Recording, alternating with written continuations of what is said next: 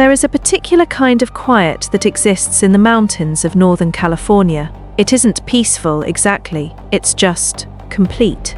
Plumas County sits at roughly 2,500 feet above sea level, deep in the northern Sierra Nevada. It is the kind of place that exists outside of California's more familiar story. No coast, no city, no industry that anyone outside the county would recognize. Just mountains and forest, and the small communities that found reasons to stay. Keddie was one of those communities, a resort technically, built decades earlier to attract families looking for somewhere to slow down.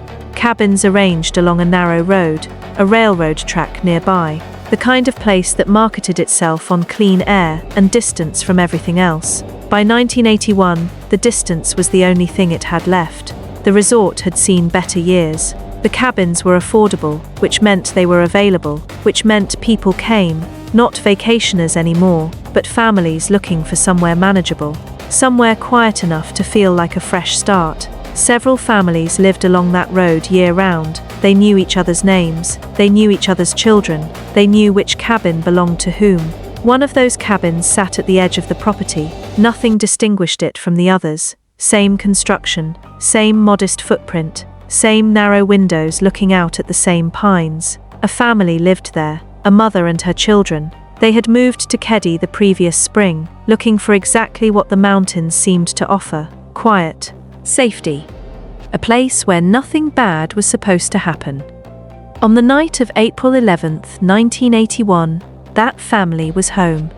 The children were there, the mother was there, and sometime after dark, in the hours when the road outside was empty and the forest absorbed every sound, something happened inside that cabin that the surrounding mountains gave no sign of, and the community of Keddie would not fully understand until morning. The question that has never been answered, not by investigators, not by the courts, not by the 4 decades that have passed since that night, is not only what happened, it's why no one was ever made to answer for it. Keddie in the spring of 1981 was a community of routines. People knew what their neighbors drove. They knew which children belonged to which cabin. They knew the sound of a screen door in the morning, and whose it was, and what it meant about the day beginning. Small communities run on that kind of knowledge. It is both the comfort and the constraint of living somewhere that size. Everyone is visible. Everyone is legible. That visibility is worth remembering. Sue Sharp had moved her family to Keddie in the spring of 1980. She was 35 years old when they arrived, 36 by the following April. She had come from Quincy, a larger town roughly 30 miles to the southeast, following a period of financial difficulty that had made stable housing hard to hold on to. Keddie offered affordable rent, a community small enough to feel manageable. Distance from whatever had made things harder elsewhere. She brought 5 children with her. Sheila was the oldest, 14 years old when the family arrived in Keddie, 15 by the following spring. Then Greg, 12. Then John, 11. Rick was 10. And Tina, who was 12. Close enough in age to Greg that the two of them were less than a year apart, and who occupied a particular place in the family's structure in ways that were important to them, even if they were harder to categorize from the outside. 5 children, 1 mother.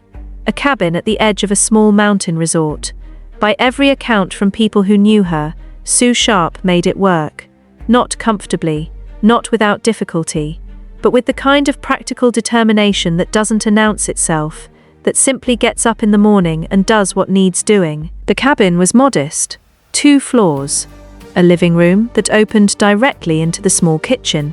Upstairs, the sleeping areas were compact in the way that budget rental properties tend to be, designed for function, not privacy. A family of 6 filled a space like that completely, but they had been there a year by April of 1981, long enough for it to feel like home, long enough for the children to have made friends along the road, long enough for Sue Sharp to know her neighbors by name, and for them to know her, long enough that Keddie had stopped being a temporary arrangement and started being simply where they lived. The family closest to the Sharps along that road was the Seabolts, who lived next door. Sheila Sharp knew their household well enough that spending the night there was unremarkable, the kind of arrangement that happens naturally between neighboring families when children children are old enough to move between houses with some independence. On the evening of Saturday, April 11, 1981, Sheila did exactly that. She left cabin 28. She walked the short distance to the Seabolt cabin. She was 14 years old, and she was spending the night next door, and there was nothing about the evening that required any particular notice. What was happening inside cabin 28 that evening has been reconstructed, partially, from witness accounts and physical evidence, and the long, incomplete work of investigators who spent decades trying to establish a sequence where one refused to sit still. We know certain things. We should be precise about what we know and what we don't.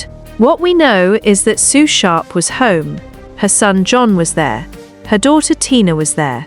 Some of her children's friends were also in the cabin that night, including a boy named Justin Eason, whose mother was in a relationship with a man named Martin Smart. Smart and his associate, a man named John Boubaday, were known to the Sharp household. Known not in the sense of close friends, known in the way that everyone in Keddie was known, by proximity, by repetition, by the ordinary fact of living along the same narrow road. The children upstairs slept. Rick Sharp was there. Justin Eason was there. They were on the upper floor of cabin 28, and whatever happened beneath them, whatever sounds moved through the structure that night, they remained upstairs. They were not harmed.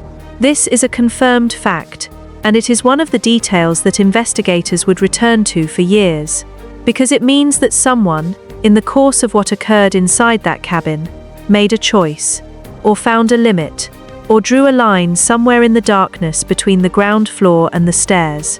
That line has never been fully explained. The morning of April 12, 1981, was a Sunday. Sheila Sharp woke in the Seabolt cabin next door.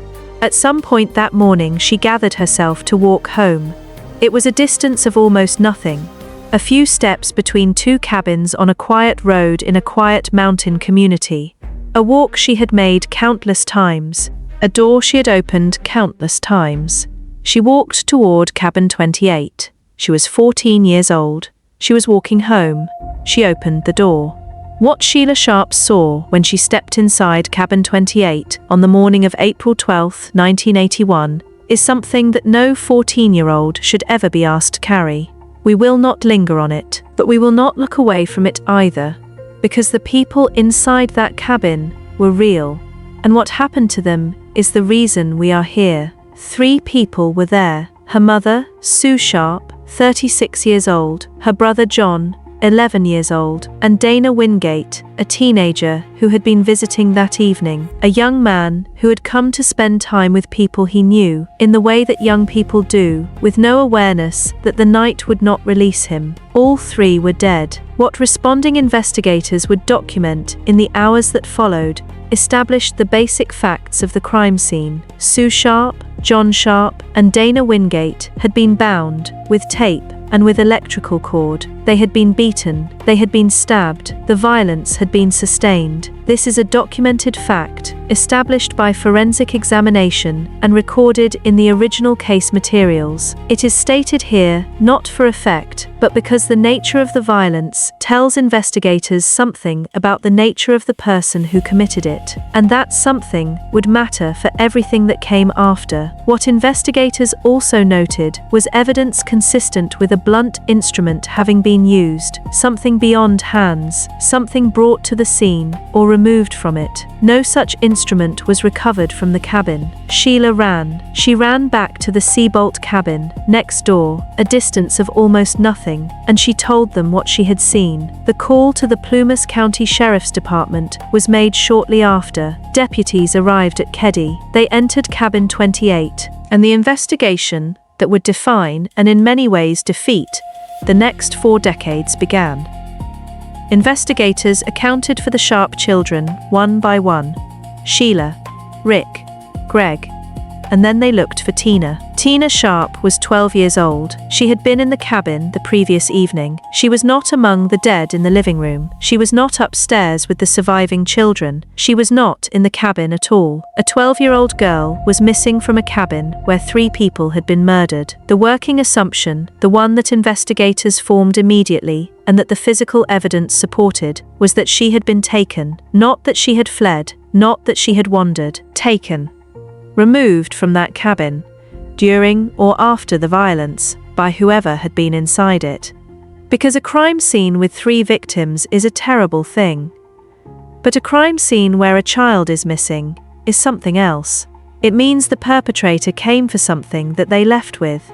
It means they made a decision, in the middle of what they had just done, to take a 12-year-old girl out of that cabin and into the dark. Plumas County in 1981 was not a place that handled homicides routinely. The county covers nearly 2,600 square miles. Its population at the time was roughly 17,000 people.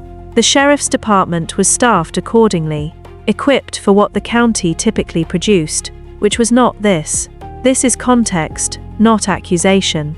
But context matters when we try to understand what happened in the hours and days that followed. Because the decisions made immediately after a homicide, the way a scene is secured, the way evidence is handled, the way witnesses are approached, shape everything that comes after them. Some of those decisions cannot be undone.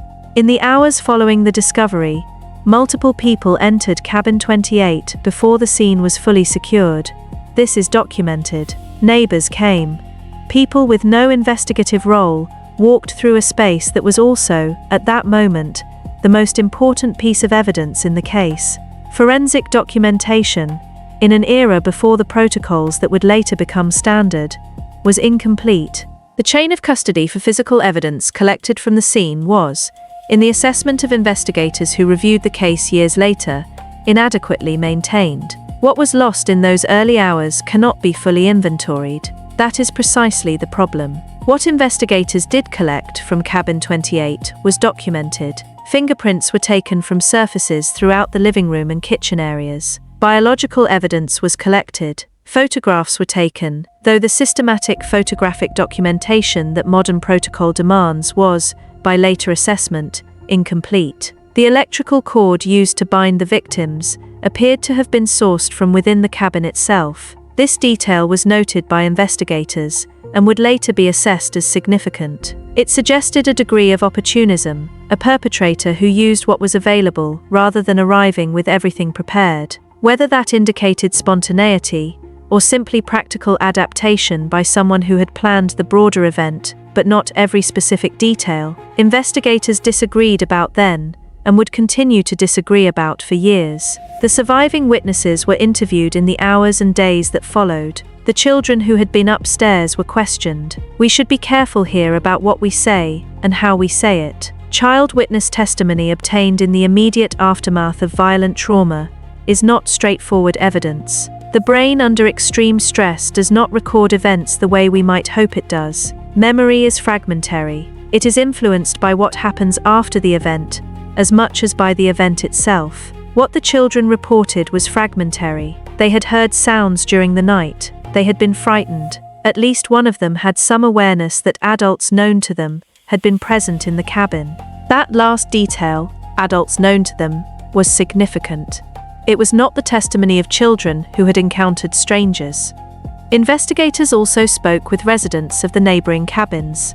Several people reported having heard disturbances during the night of April 11th, sounds that, in the context of what they knew the following morning, took on a meaning they had not assigned at the time. This is a consistent feature of violent crime investigations in small communities. Neighbors hear things that they process, in the moment, as ordinary. It is only afterward, only once the frame has changed, that those sounds become evidence. What the neighbors reported, and precisely how investigators documented and pursued those accounts, is an area where the case record is less complete than it should be. Some of those early witness accounts were not followed up with the urgency the timeline required.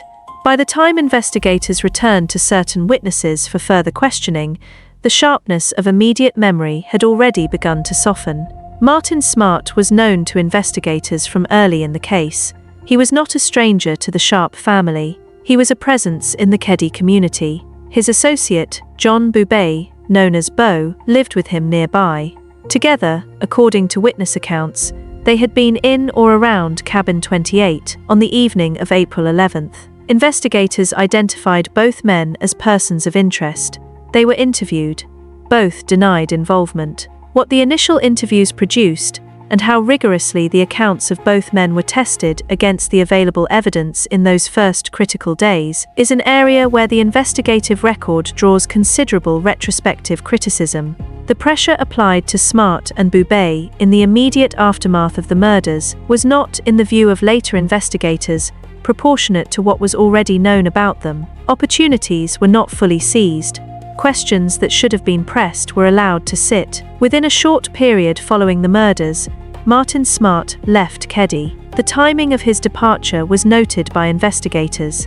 He gave reasons.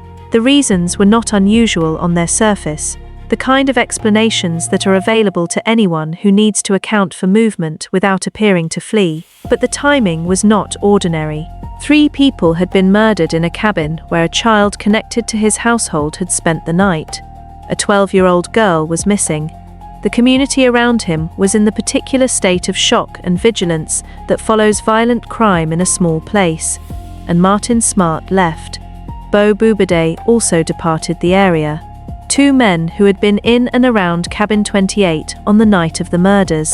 2 men who had been identified as persons of interest. 2 men whose backgrounds, taken together, presented a profile that later investigators would assess as highly significant. Both of them were gone. Investigators noted both departures. They were documented. And then, not immediately reversed. Not met with the urgency that the combination of factors might have demanded. The case was not abandoned. The investigation continued. Evidence was still being processed. Witnesses were still being interviewed. But Smart and Boubet were no longer in Keddie. They had left the community where 3 people had been murdered, out of the reach of the daily accumulated pressure that proximity to an active investigation creates, out of the range of the questions that would have kept coming, day after day, if they had stayed.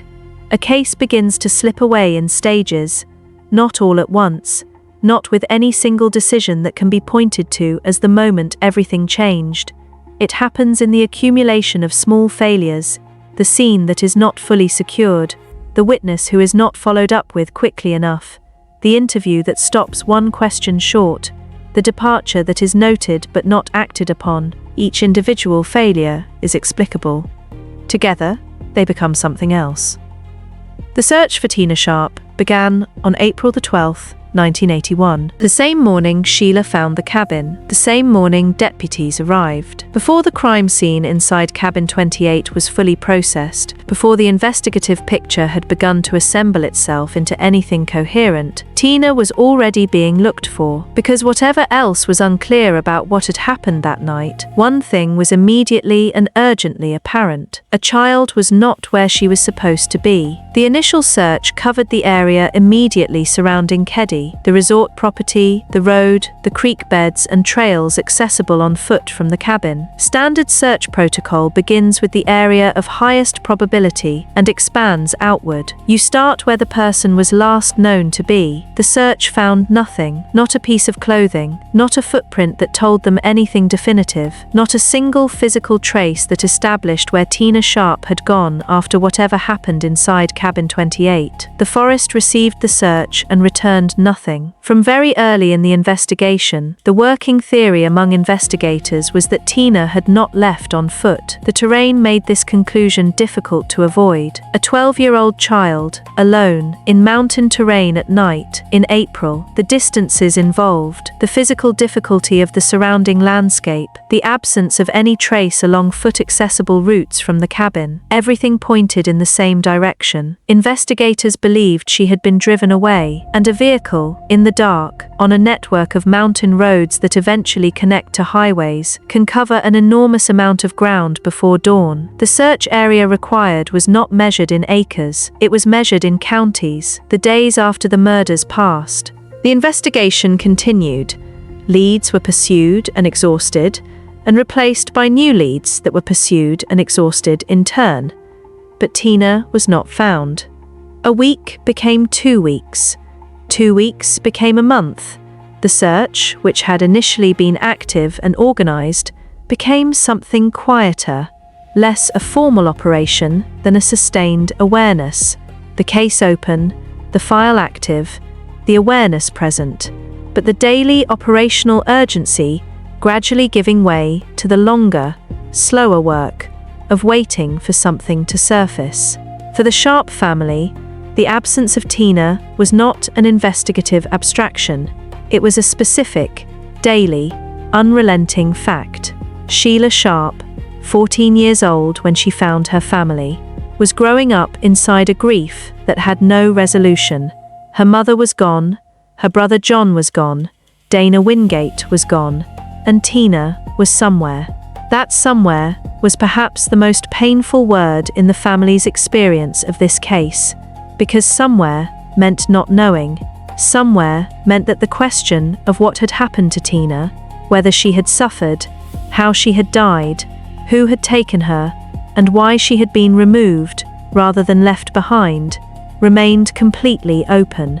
The uncertainty is a particular kind of cruelty that the families of missing persons carry differently from the families of confirmed victims. You cannot grieve cleanly what you cannot confirm. You hold both possibilities at once, the hope and the knowledge, and the weight of holding them together is something that does not reduce with time, it compounds.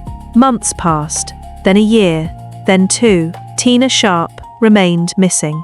In the spring of 1984, 3 years after the murders at Cabin 28, partial human remains were discovered in Butte County, California. The location was in the area of Feather Falls. Feather Falls lies within the Plumas National Forest, in the foothills of the Sierra Nevada, roughly 35 miles from Keddie. It is not a location you arrive at accidentally. It requires deliberate travel, specific knowledge of the terrain, or at minimum, the willingness to navigate it with purpose. It is remote without being inaccessible, the kind of place that someone with a vehicle and a destination could reach and leave without being observed. The remains were partial. When investigators say that remains are partial, they mean that what was recovered represents only a portion of the individual, the result of time and terrain, and the biological processes that the natural environment applies to organic material over years. The remains were identified as Tina Sharp. She was 12 years old when she disappeared from Cabin 28 in April of 1981. She had been missing for 3 years.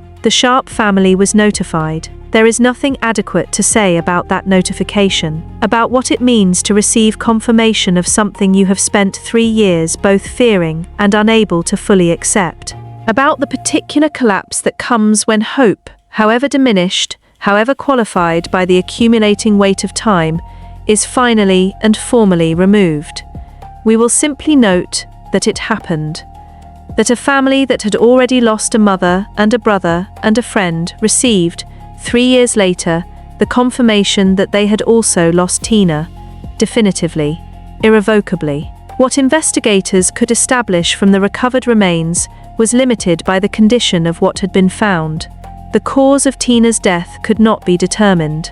Partial remains, recovered after 3 years in outdoor terrain, do not always preserve the evidence necessary to establish how death occurred. What the remains could not say, how Tina died, exactly when she died, or precisely what had happened to her between the night she disappeared from Cabin 28 and whatever moment her life ended.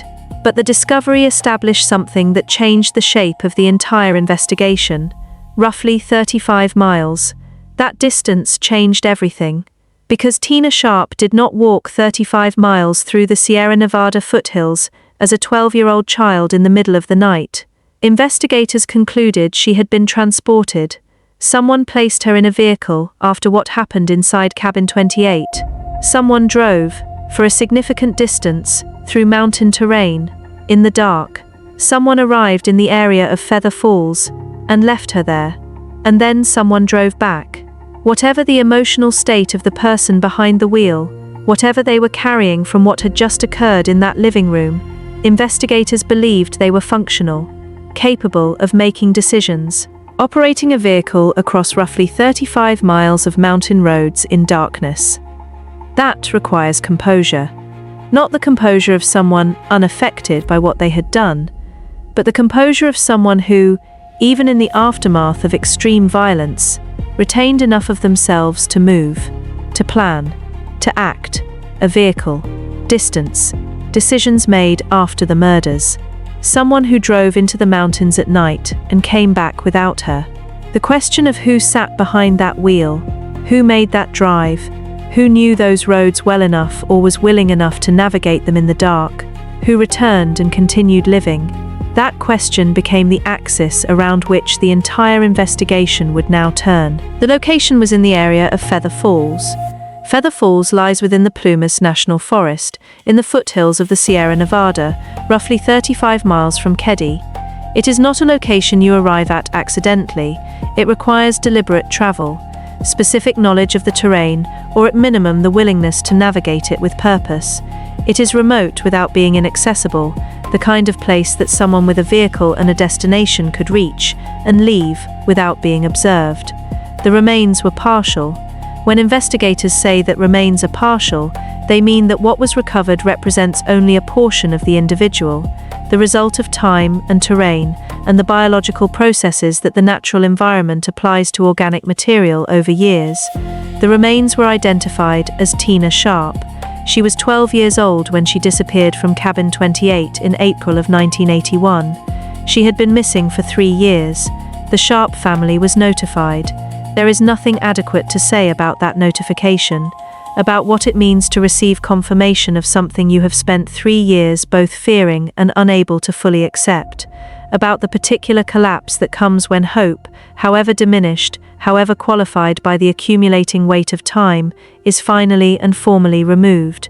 We will simply note that it happened, that a family that had already lost a mother and a brother and a friend received, 3 years later, the confirmation that they had also lost Tina, definitively, irrevocably. What investigators could establish from the recovered remains was limited by the condition of what had been found. The cause of Tina's death could not be determined. Partial remains, recovered after 3 years in outdoor terrain, do not always preserve the evidence necessary to establish how death occurred. What the remains could not say: how Tina died, exactly when she died, or precisely what had happened to her between the night she disappeared from Cabin 28 and whatever moment her life ended. But the discovery established something that changed the shape of the entire investigation. Roughly 35 miles. That distance changed everything, because Tina Sharp did not walk 35 miles through the Sierra Nevada foothills as a 12-year-old child in the middle of the night. Investigators concluded she had been transported. Someone placed her in a vehicle after what happened inside Cabin 28. Someone drove, for a significant distance, through mountain terrain, in the dark. Someone arrived in the area of Feather Falls and left her there. And then someone drove back. Whatever the emotional state of the person behind the wheel, whatever they were carrying from what had just occurred in that living room, investigators believed they were functional, capable of making decisions, operating a vehicle across roughly 35 miles of mountain roads in darkness. That requires composure. Not the composure of someone unaffected by what they had done, but the composure of someone who, even in the aftermath of extreme violence, retained enough of themselves to move, to plan, to act, a vehicle, distance, decisions made after the murders. Someone who drove into the mountains at night and came back without her. The question of who sat behind that wheel, who made that drive, who knew those roads well enough or was willing enough to navigate them in the dark, who returned and continued living, that question became the axis around which the entire investigation would now turn. Every serious investigation eventually arrives at a point where the evidence stops spreading outward and begins to concentrate, where the broad field of possibility narrows into something more specific, where investigators stop asking who could have done this and begin asking whether what they believe they know is something they can prove. The Keddie investigation reached that point. It took longer than it should have, but it arrived, and when it did, it arrived at 2 names that had been present from the very beginning. Martin Smart was not a stranger in Keddie. He was a resident, a neighbor, connected to a boy who had been inside Cabin 28 on the night of April 11th, sleeping upstairs. He was, by the accounts of people who knew him in that community, a man who presented as ordinary. He was social. He moved moved through the small world of Keddie with the ease of someone who understood how to exist within a community, how to be known without being examined. But underneath that surface, investigators found a documented history that concerned them significantly. Martin Smart had a documented history of violence. Specific incidents existed in his background, recorded, verifiable, that established, in the view of later investigators, a pattern of behavior with a capacity for serious harm. He had also, by several accounts, a volatile relationship with alcohol. His relationship with Sue Sharp has been described in various accounts as that of neighbors, two people who lived in close proximity and whose households had some degree of contact. Whether that relationship had other dimensions, whether there was conflict or grievance beneath the surface of ordinary neighborliness, is something investigators examined carefully. The evidence touches on this question without fully resolving it. What is documented is that Martin Smart had reason to be in and around Cabin 28. He had access, he had proximity, and he left Keddie shortly after the murders. John Boubede occupied a different position in this case than Smart, but not a less significant one in the view of investigators. He was Smart's associate and housemate in Keddie. Boubede's background included periods of institutionalization, the specific nature of which has been documented in case materials, though not all of that documentation has been made public. What investigators noted was a history that reflected instability and associations that placed him at the margins of criminal behavior. His relationship with Smart appeared to investigators as one of close loyalty, two men whose connection ran deeper than convenience. Whether Boubede was an active participant in what happened inside Cabin 28, or whether his role was different, whether he was present but secondary, or involved in the aftermath rather than the event itself, is something investigators assessed but could not formally establish to prosecutorial certainty. What they could establish was that he was connected to Smart, that he left the area when Smart did, and that he never adequately explained his movements on the night of April 11th. Several individuals reported statements made by Martin Smart in the period surrounding the murders, statements that investigators assessed as reflecting knowledge of the crime that an uninvolved person would not have possessed. One witness in particular reported an account of Smart's statements in the immediate aftermath of the murders that investigators found significant enough to document carefully and return to repeatedly across the decades of the case. We will be precise here about what this means. Witness testimony is not physical evidence. It is subject to the limitations of human memory, the influence of subsequent events, and the scrutiny that defense attorneys are trained to apply to it. Investigators are aware of these limitations. What made this witness testimony notable, what elevated it, in the assessment of investigators, beyond the ordinary unreliability of recalled conversation, was its reported specificity. The details described were particular. They aligned, in ways that investigators found difficult to explain as coincidence, with physical facts about the crime scene that had not been publicly released. Both possibilities that explanation left open pointed, in the view of investigators, in the same direction. Among the physical evidence that investigators came to consider significant was the question of the blunt instrument. The forensic evidence from the crime scene was consistent with a tool of significant weight, potentially a hammer. This had been established in the original forensic examination. No such instrument was recovered from Cabin 28 in 1981. In the years that followed, as investigators reviewed the case with renewed focus, a specific implement came to their attention in connection with Martin Smart. The forensic capacity to examine such a tool against documented injuries, with the analytical precision that modern forensic science makes possible, was something that later investigators pursued. The full specifics of what that examination produced have not been made public. What is confirmed is that the question of a blunt instrument and its potential connection to the identified persons of interest was an active thread in the reinvestigation. Martin Smart also wrote a letter. The existence of this letter has been reported by investigators and journalists who have examined the case record. its full contents have not been made publicly available. What has been reported is that the letter contained language that investigators found difficult to reconcile with the correspondence of an uninvolved person.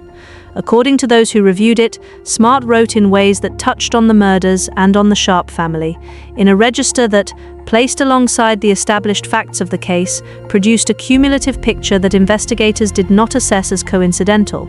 The letter did not produce a charge. It reinforced, in the view of those closest to the investigation, a conviction that had been building for years, the belief that they understood what had happened and who had been responsible. That belief, however well-founded, is different from what the law requires. In the mid-2000s, the Plumas County Sheriff's Department initiated a formal review of the Cabin 28 case. Sheriff Greg Hagwood made the investigation a genuine institutional priority, not in the way that cold cases sometimes receive nominal attention to satisfy public interest, but with the deliberate allocation of resources and expertise that the case had not received in 1981. Outside investigators were brought in. Forensic materials were reviewed with modern analytical tools. The accumulated witness testimony and physical evidence were examined with the distance of time and the advantage of experience. What the reinvestigation found confirmed what several independent observers had already concluded. The original investigation had failed, not in every respect and not without mitigating context. The era, the resources, the inexperience with a crime of this scale, but in the specific and consequential sense that the leads most likely to produce a result had not been pursued with the urgency and discipline they required in the days and weeks immediately after the murders. The reinvestigation also found that the evidentiary picture pointing toward Martin Smart and Bo Bube was more substantial than the original record had developed. Witness accounts which had been taken and inadequately pursued were found to contain information that, properly developed, would have significantly strengthened the investigative case. The reinvestigation pursued this picture carefully. It became more convinced, not less, of the direction the evidence pointed. Martin Smart died in 2000. Bo Bube died in 1988. Both men were gone before the reinvestigation reached its fullest intensity. Both men carried whatever they knew, whatever had happened on the night of April 11, 1981, and in the days that followed, out of the world with them. This is the fact that sits at the center of the case like something immovable. Not, in the view of those who worked it most closely, a genuine mystery about direction, a problem of timing. There is a distinction that criminal justice systems draw, and that this case makes impossible to avoid. The standard for an investigative conclusion is not the same as the standard for a criminal conviction. Investigators are trained to follow evidence toward the most probable explanation, to construct a picture of events from the materials available, and to identify, with as much precision as those materials allow, what most likely happened, and who most likely did it. Courts require something different, beyond reasonable doubt. Every element of the charge, established not by probability, not by the weight of accumulating circumstantial evidence, not by the convergence of witness testimony and physical material and behavioral pattern, but by proof sufficient to eliminate reasonable alternative explanations in the minds of 12 jurors. These are not the same thing. The investigators who reviewed the Cabin 28 case reached conclusions about what happened and who was responsible. Those conclusions, assessed against what a California prosecutor would need to bring a viable charge, fell short, not because investigators believed the evidence was thin, but because the specific evidentiary bridge between what investigators concluded and what a courtroom could be asked to accept had been damaged by the original mishandling of the crime scene, by the passage of time, by the deaths of the primary persons of interest before the investigation reached full intensity. The case that might have been built in April 1981, with the scene intact and those men still present, was not the case available in 2005, or 2015, or now. Knowing is not the same as proving. In criminal justice, that gap, however narrow, however agonizing, is everything. Life in Keddie continued after April 1981. It had to. The families who lived along that road still needed to eat and sleep and send their children somewhere in the morning. The mountains did not change. The seasons moved through the same patterns they always had. The resort, already faded before the murders, continued its slow decline toward whatever it was eventually going to become. But Cabin 28 was different now. It stood at the edge of the property the way it always had. Same construction, same footprint, same narrow windows. But it was no longer simply a cabin that a family had rented. It had become the thing that had happened inside it. It had become, in the way that certain places do after certain events, inseparable from its history. The Keddie cabin murders did not fade the way some crimes do. They persisted in the public consciousness of Northern California, and eventually beyond it, in the way that cases persist when they combine extreme violence with investigative failure and the particular cruelty of a missing child. True crime journalism found the case. Documentary filmmakers found it. Investigators from other jurisdictions, drawn by the specific challenges it presented, examined the record and offered assessments. The case became, over the decades, a reference point, not for the violence itself, but for what can happen when a crime scene is mishandled and persons of interest are allowed to leave, and the critical early hours of an investigation are not used with the discipline the evidence required. It was taught, it was studied, it was returned to, again and again, by people who believed that what had happened inside Cabin 28 was not simply a tragedy, but a lesson, a specific and costly demonstration of what investigative failures produce when they compound. Cabin 28 stood through all of this. Until 2004. In 2004, Cabin 28 was demolished. The decision was made by the owner of the Keddie resort property. The reasons given were practical. The structure had deteriorated, it presented liability concerns, it was not habitable, and had not been for years. These reasons were not fabricated. But the demolition was not without controversy. Investigators who had been working the case, and members of the Sharp family, raised concerns about what was being lost. Modern forensic science had, by 2004, advanced considerably beyond what was available in 1981. DNA analysis, trace evidence detection, luminol testing for biological material that had been cleaned or had faded beyond visual identification. Whether the physical structure of Cabin 28, preserved and examined with 21st century forensic tools, would have yielded evidence unavailable to the original investigation, that question cannot be answered. What can be said is that the demolition permanently closed that possibility. Whatever the cabin still held, whatever remained in its walls or floors or surfaces after 23 years, was gone. The Sharp family had not been consulted. This is a documented fact, and it matters, not because their consultation would have changed the legal outcome, but because it reflects something about how the case had been handled from the beginning. The people most directly affected by what happened inside Cabin 28 were, repeatedly, the last to know about decisions being made about it. Sheila Sharp was 14 years old on the morning of April 12, 1981. She opened a door, she found her family, and she has spent every year since then carrying what she found there, not as a burden she has tried to put down, but as a responsibility she has chosen, deliberately and repeatedly, to keep.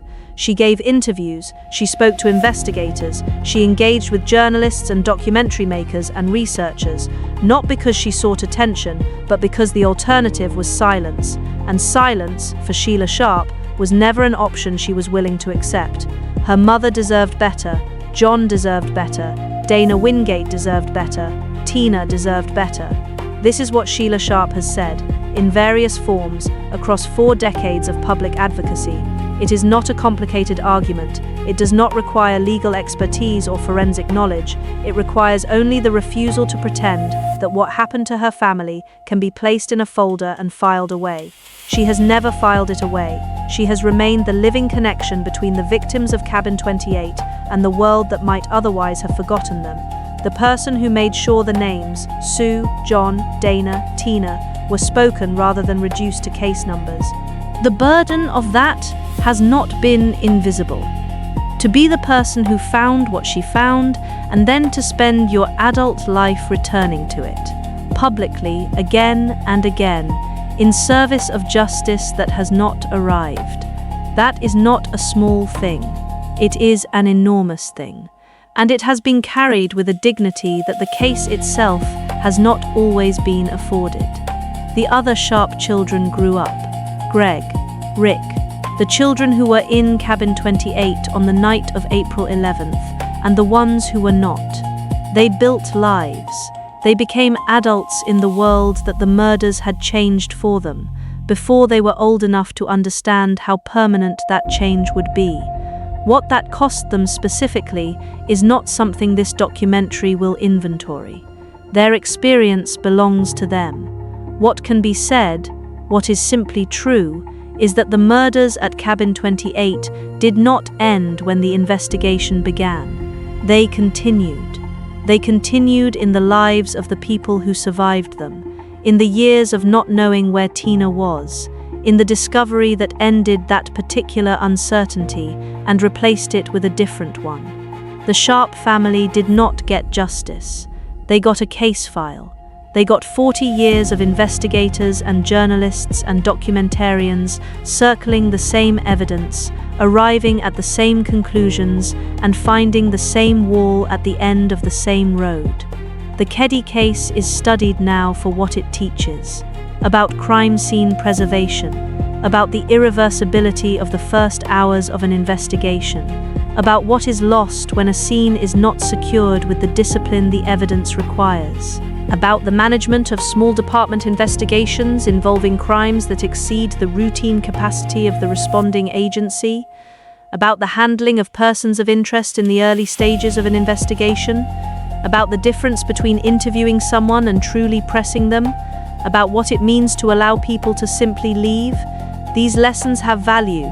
They have been applied to other cases. They have informed protocol changes. They have, in small and unverifiable ways, contributed to outcomes in other investigations that were handled differently because of what cabin 28 demonstrated. This does not comfort the Sharp family. It should not be presented as though it does. But it is what cases like this leave behind when they cannot leave behind the thing they should, which is accountability. The place where cabin 28 stood is still there. The cabin is not. What remains is the foundation, concrete, weathered, the architectural remnant of a structure that held a family and then held something that destroyed it. The trees around it have continued to grow. The road in front of it is the same road. The mountains behind it are unchanged. The Sierra Nevada does not memorialize, it simply endures. Sue Sharp was 36 years old. She came to the mountains looking for something quieter. She found Keddie, and she made a home there, and she raised her children in a small cabin at the edge of a resort that had seen better years.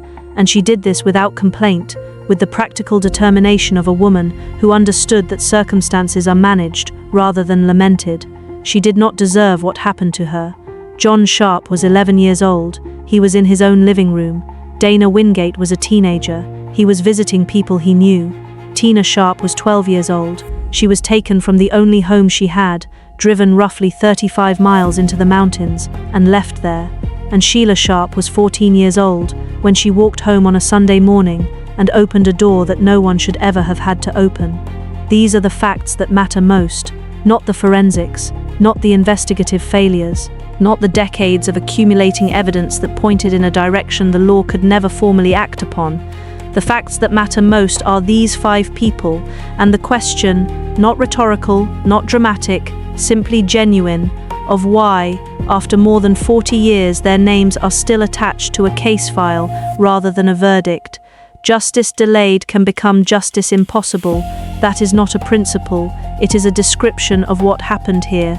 And the foundation at the edge of the Keddie resort, concrete and weeds, and the ordinary indifference of a place that has forgotten what it held, is what that description looks like when it becomes a place you can stand in.